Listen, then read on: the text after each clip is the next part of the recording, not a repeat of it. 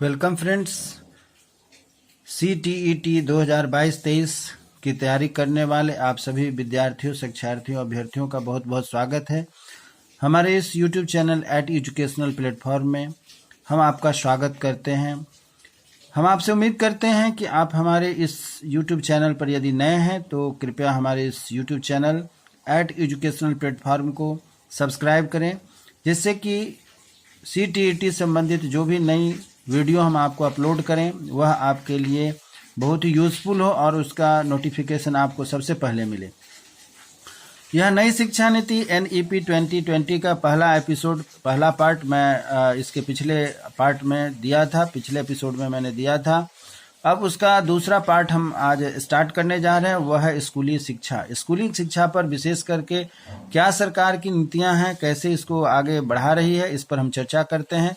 थोड़ा सा पीछे मैं आपको लेकर के मैं चलूंगा पिछले एपिसोड के बारे में, जिसमें कि NEP 2020 की शुरुआत कब से हुई और क्यों हुई, इस चीज़ पर हम थोड़ा सा आपको फोकस डालना चाहते हैं कि NEP नेशनल एजुकेशनल पॉलिसीज की शुरुआत केंद्रीय कैबिनेट ने 29 जुलाई 2020 को इसे लॉन्च किया था।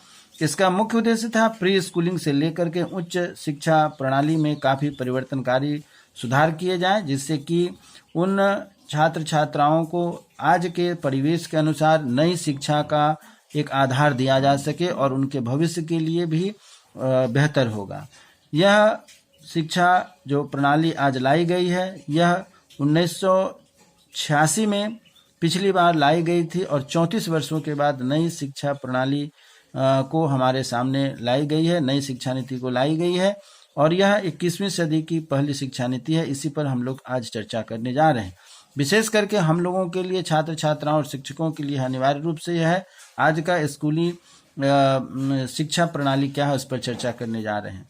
तो इस शिक्षा प्रणाली के तहत, इस शिक्षा नीति के तहत विशेष करके RTE जो पहले से चली आ रही है, राइट टू एजुकेशन, उसमें कुछ विशेष परिवर्तन किए गए हैं जिस पर हम चर्चा कर रहे हैं। जो आपके प्रश्न बनते हैं कि वह है कि कक्षा 1 से लेकर के 8 तक जो पहले बच्चों की अनिवार्य शिक्षा थी उसे अब बढ़ा करके क्लास 12वीं तक कर दी गई है और जो आयु थी वह 6 वर्ष से लेकर के 14 वर्ष तक थी, जिसे बढ़ा करके 18 वर्ष तक कर दी गई है।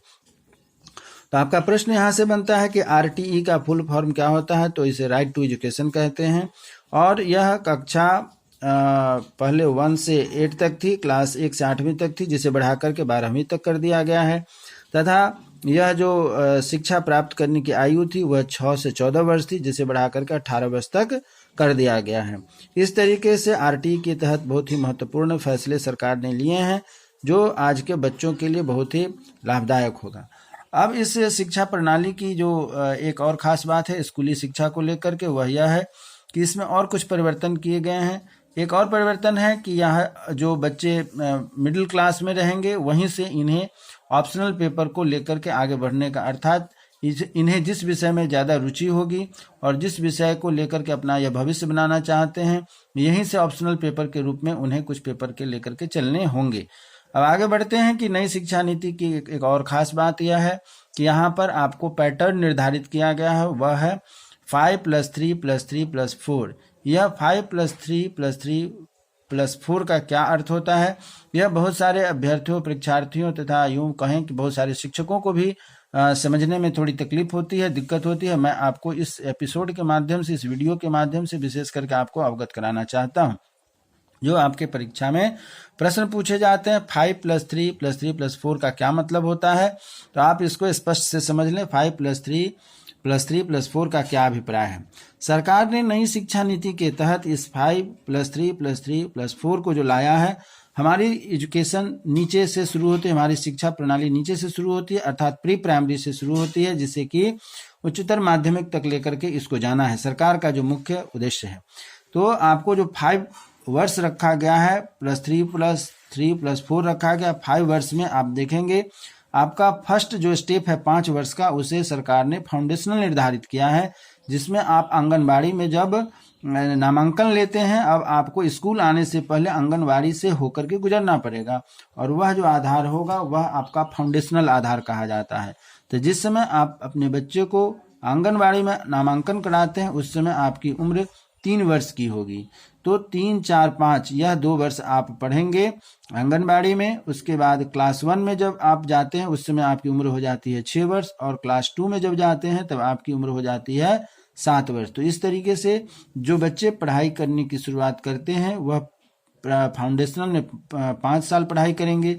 उसके बाद +3 का मतलब आ जाता है वह विद्यार्थी 3, 4, 5 वह जाएंगे। उस समय उनकी उम्र 8 साल, 9 साल और 10 साल हो जाती है, जो 3 इयर्स का होगा पैटर्न। उसके बाद अगला होता है मिडिल क्लास का। मिडिल क्लास यानी कि माध्यमिक कक्षा में होंगे, क्लास 6, 7 और 8 में होंगे, जो कि 3 वर्ष का होता है। और सबसे हायर सेकेंडरी जो होगी उनकी उच्चतर माध्यमिक, वह हो जाता है 9वीं, 10वीं और 11वीं का। उस समय आपकी उम्र हो जाती है 14, 15, 16, 17 या 18 वर्ष। इसी पैटर्न को सरकार ने आपके सामने रखा है, वह है 3, 5 + 3 + 3 + 4। इस पैटर्न को आप समझ के रखेंगे, क्योंकि परीक्षा में यहाँ से प्रश्न बनता है कि आज की नई शिक्षा नीति NEP 2020 का पैटर्न क्या है। तो वह है 5 + 3 + 3 + 4। इसमें कुछ और भी बातें जोड़ी गई हैं जिसको हम आगे देखते हैं। वह कुछ बातें जो हैं कि आपको यहाँ पर दिखाते हैं, बताते हैं।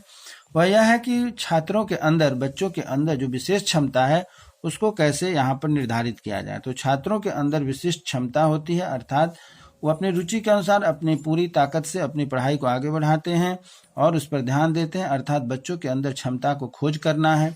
वह क्षमता कैसी होनी चाहिए, उसको डेवलप करना, अर्थात बच्चों के अंदर रचनात्मक क्षमता होनी चाहिए, उसको विकसित करना है।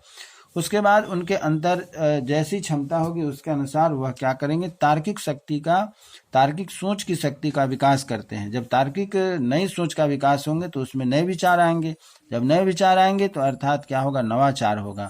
और साथ ही साथ उन्हें समालोचनात्मक चिंतन अर्थात क्रिटिकल थिंकिंग की भी क्षमता विकसित होगी। अर्थात हम शिक्षकों की यह जिम्मेवारी बनती है कि बच्चों के ऊपर इतना ध्यान दिया जाए कि उसकी छुपी हुई क्षमता बाहर निकल करके आए, उसके अंदर रचनात्मकता, नई क्रिएटिविटी होनी चाहिए। वह जो सोच विचार अपना रखता है वह हम सबों के सामने, उसके अंदर तार्किक शक्ति भी होनी चाहिए कि वह अपने पॉजिटिव नेगेटिव सभी विचारों को रख सके। फिर वह अपना विचार रखेगा जिसे नवाचार कहते हैं, और समायोजन करेगा अर्थात समालोचना करते हुए क्रिटिकल थिंकिंग के साथ वह अपनी पढ़ाई को आगे बढ़ाता है। इस चीज का भी ध्यान यहाँ पर रखना है नई शिक्षा नीति के तहत। अगली जो व्यवस्था है वह है कि समावेशी शिक्षा। समावेशी शिक्षा का अर्थ हम सभी जानते हैं। समावेशी का मतलब होता है समावेशन करना, उच्च और निम्न दोनों को मिला करके एक पैरेलल में लेकर के चलना, एक समतल में, एक धरातल में लेकर चलना। अर्थात समावेशी शिक्षा का अर्थ होता है विशेष आवश्यकता वाले बच्चे जो होते हैं उन्हें सामान्य बच्चों के साथ एक छत के नीचे शिक्षा देने की व्यवस्था करना। अब यहाँ पर विशेष आवश्यकता वाले बच्चे से अभिप्राय यह होता है कि बच्चे मानसिक, शारीरिक, सामाजिक, आर्थिक, भाषाई, लैंगिक और बहुत सारे आधार पर एक बच्चे दूसरे बच्चे से डिफरेंस होते हैं, और कुछ सामान्य बच्चे होते हैं।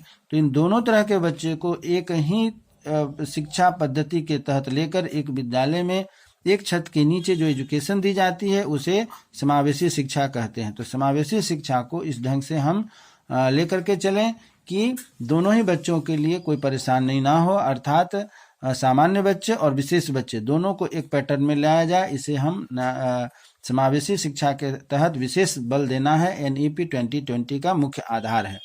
और इस स्कूली शिक्षा का जो मुख्य आखिरी जिस पर हम चर्चा करने चाह रहे हैं वह यह है कि NEP 2020 के अनुसार लर्निंग अर्थात अधिगम, प्रयोगात्मक एक्सपेरिमेंटल अर्थात नए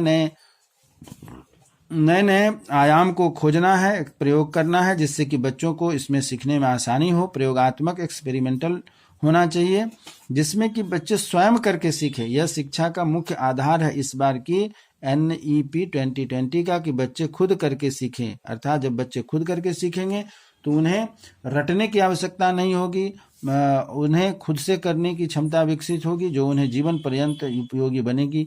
अर्थात स्वयं करके सीखना, लर्निंग बाय डूइंग। और प्रत्येक सब्जेक्ट में कला और खेल को एकीकृत करना है, अर्थात पढ़ाई को बोझिल नहीं बनाना है, उसको रुचिकर बनाना है, इंटरटेनिंग बनाना है, जो उसके लिए पढ़ाई बोझिल ना बन सके। अर्थात कलात्मक हो, क्रिएटिविटी हो और उसके अंदर कल्चर का भी विकास हो, साथ ही साथ वह खेल से जुड़ा रहेगा तो उसे मन लगा करके इंटरेस्ट के साथ पढ़ाई करेगा। तो इस NEP 2020 का यहाँ से प्रश्न बनता है कि आज की शिक्षा प्रणाली जो दी जाएगी वह कैसी होगी। तो उसके अनुसार लर्निंग और एक्सपेरिमेंटल होने के साथ साथ वह बच्चा खुद से करके सीखे और साथ ही साथ उस शिक्षा पद्धति को खेल और कला से जोड़ना है। जब किसी भी कार्य को हम खेल खेल में सीखते हैं, कलात्मक रूप से सीखते हैं, तो रुचिकर होने के साथ साथ हमारे लिए यादगार भी होता है, इसलिए हमें इस बात का ध्यान रखना है। चलिए फ्रेंड्स, तो आज का इस एपिसोड को हम यहीं समाप्त करते हैं, इस उम्मीद के साथ कि NEP 20 का स्कूली शिक्षा भाग जो पार्ट 2 आज मैं आपके सामने रख रहा हूँ आपको अच्छा लगा होगा। और आगे की नए एपिसोड में आने वाले जानकारी के लिए कृपया हमारे इस चैनल को एजुकेशनल प्लेटफॉर्म को सब्सक्राइब करें, इसी उम्मीद के साथ कि फिर हम नए एपिसोड में फिर से आपके साथ मिलेंगे। तब तक के लिए धन्यवाद। जय हिंद, जय भारत।